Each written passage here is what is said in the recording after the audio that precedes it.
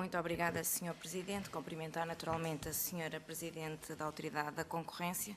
Agradecer desde já os contributos que tem dado ao longo desta audição, bem como o documento que nos enviou, que tem servido de suporte e que serviu de suporte à sua intervenção inicial, e permita-me que comece a minha intervenção por esse mesmo documento, que começa por falar de uma prática restritiva da concorrência e do abuso de posição dominante por parte da EDP, que resulta das circunstâncias de operar em dois regimes diferentes, um com CMEC e outro sem CMEC, e isso tem permitido à empresa manipular a oferta. Disse-nos ainda que esta prática durou, e eu não estou a dizer nada de novo, está aqui no slide, na página 3, que esta prática durou de 2009 entre 2009 e 2013. Sobre esta matéria, quero lhe colocar duas questões muito claras, que é como explica que durante esse período de 4 anos, entre 2009 e 2013, em que durou essa prática de abuso, não tenha sido identificado esse abuso por parte da Autoridade da Concorrência, isto é, porque é que não foi identificada pela ADC nessa altura. Corrija-me se estou errada, o abuso da prática não resultou da formulação da lei dos CMEC, mas sim do uso indevido do referido contrato. Está correto, esta última parte está absolutamente correta, não é aquilo que está a ser aqui a acusação, o foco da acusação não é o CMEC, mas o uso, a subutilização de centrais abrangidas pelos CMEC, versus outras que não estavam abrangidas pelos CMEC. E o impacto nos preços que decorreu o impacto nos preços que decorreu da maior produção nas centrais não abrangidas pelos CMEC. Porquê que não foi detectada antes? Como disse há pouco, enfim, não estava lá, mas acho que é razoável dizer que não é imediata a detecção de padrões no mercado, não é imediata. Os indícios, para serem fortes, devem ser reiterados, ou devem ser observados com recorrência. E, portanto, quando estamos a falar de um mercado secundário, de teleregulação, em que é preciso ver várias ofertas, que são ofertas diárias, é preciso que haja uma recorrência do padrão ao longo dessas várias ofertas que são diárias e por vezes não serão, e não são sempre iguais, e portanto é preciso ver isto de maneira agregada durante um período de tempo mínimo. Mais do que isto, se calhar. Senhora Presidente, então podemos concluir que isso não resultou diretamente da lei dos CMEC, mas de uma conduta indevida. É isso Correto. que nos quis dizer. Correto. Ok, muito obrigada. De acordo com a sua exposição inicial e o referido abuso de posição por parte da EDP, resultou, e está também num slide apresentado pela sua doutora, o slide número 4, resultou num dano de 140 milhões de euros para o sistema elétrico nacional e para os consumidores portugueses e, consequentemente, resultou num custo na fatura, isto é, onerou a fatura dos consumidores portugueses. A Autoridade da Concorrência, em face disso, fez uma recomendação ao Governo de então, em 2013, que pressupunha duas coisas muito claras: a alteração do mecanismo de revisibilidade dos CMEC e uma auditoria para avaliar o risco da sobrecompensação dos CMEC.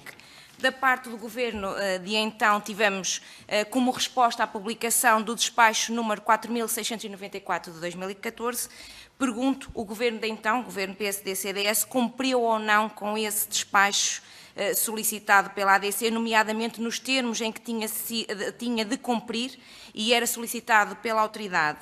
Na sua opinião, por que motivo não foi acautelada a legislação anterior a 2014? Isto é, o que é que impediu esta tomada de decisão?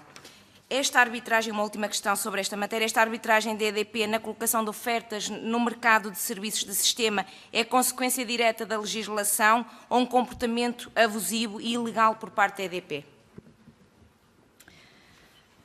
Bem, a primeira pergunta, eu considero que aquilo que foi feito, aquilo que foi determinado no despacho de 2014 corresponde ao que foi a recomendação da autoridade. Portanto, desse ponto de vista, parece-me bastante fiel à recomendação. Relativamente... Já me perdi a pergunta. Porquê é que não foi feito antes? Ou seja, porquê é que nenhum governante anterior tomou essa decisão? Também me havia parecido. Não sei, antes não havia a recomendação também. E a recomendação também foi feita já com base numa observação dos tais indícios e portanto, se calhar era difícil. O relatório da ERSE, que também já indicava os indícios, já fazia referência aos indícios. Mas não havendo indícios fortes antes, se calhar também teria sido difícil agir muito mais cedo.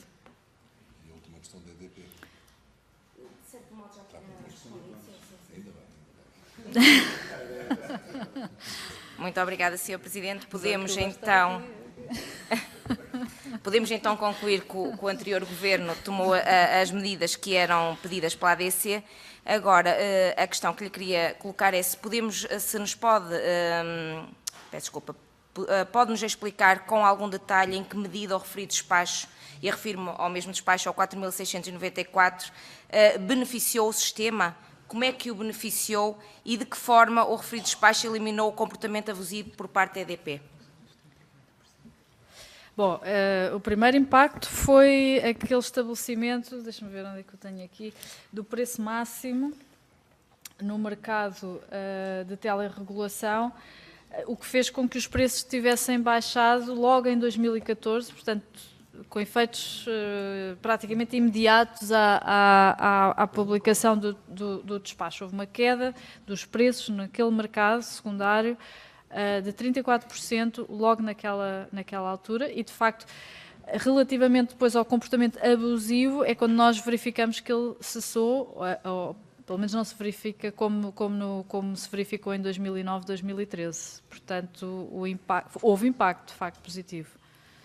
Quer isto dizer que houve um corte com a aplicação deste despacho. Efetivamente, começou-se a partir daqui a cortar com as rendas excessivas. Isto é um comentário. Considerando, Sra. Presidente, que o Secretário de Estado à altura, o Dr. Artur Trindade, para além de ter publicado o despacho que acabamos de referir, procedeu à realização de uma auditoria para avaliar o risco de sobrecompensação do SCMEC. Podemos concluir, então, que o Governo procedeu em conformidade com os dois pedidos feitos pela Autoridade da Concorrência ao Governo de então. Estamos a falar outra vez da recomendação. Não? Então diga, desculpe, não percebi. Estou a falar relativamente à recomendação que a Autoridade da Concorrência fez relativamente àqueles dois pontos. Exatamente, o da auditoria. Exatamente. Começar a auditoria e da reversibilidade. Exatamente, sim.